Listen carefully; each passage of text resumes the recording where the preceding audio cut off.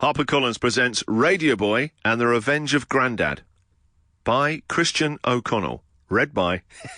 it's me, but anyway. Christian O'Connell. I'm him.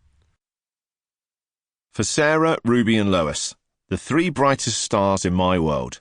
Love you always. Can you imagine what it would be like to have your very own radio show? Just think about it for a moment.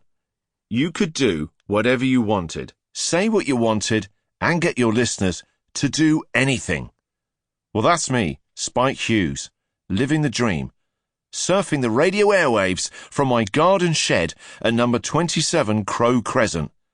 And the Secret Shed Show is live on air right now. Chapter 1. The DJ Who Stole Christmas. Spike, you cannot do this, begged my radio show producer, Holly. Oh, yes, I can, I replied. The song came to an end. Time to speak. I suddenly remembered watching this old documentary with my dad about a motorcycle daredevil called Evel Knievel. He would jump over things on his motorbike. Cars, buses and planes. He even once tried to jump across 13 London buses at Wembley Stadium. I felt like him, about to try to make that jump. The mic live sign turned bright red, meaning we were on air. I spoke into the mic. So who of you listening right now is brave enough to go and get one of your Christmas presents from under the tree without anyone catching you and open it live on the show? Just grab one and call us right away. This is a really bad idea, said Artie, but I could see he was trying to swallow down his laughter as producer Holly scowled at us both.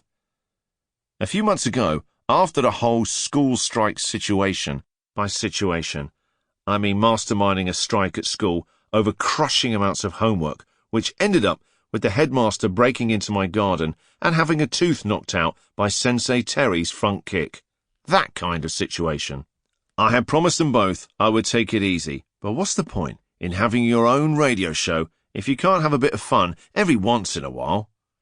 I could see we had callers eager to take part in my bad idea.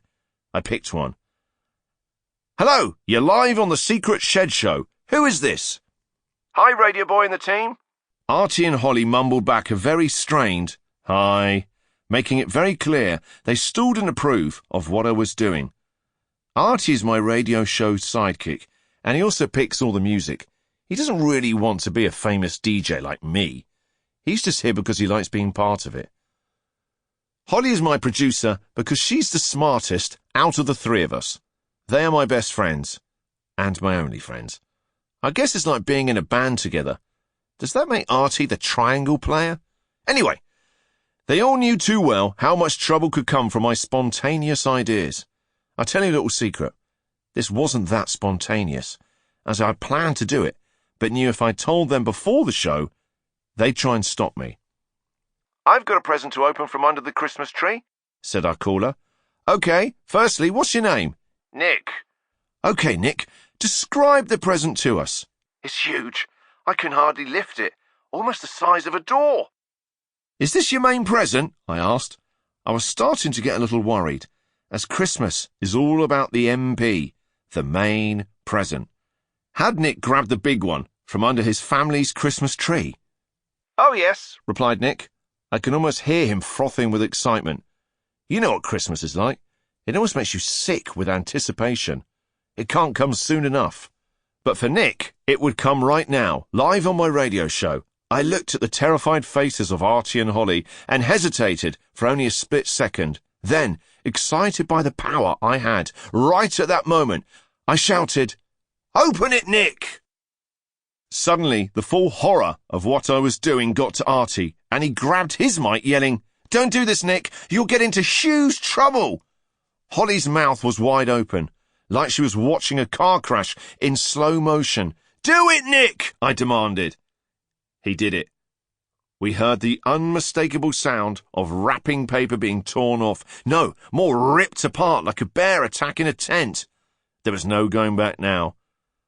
I had put tonight's radio show on a roller coaster. The question was, were we going on the up bit or plummeting down out of control? Nick squealed in the most amazingly high-pitched... Sample complete. Ready to continue?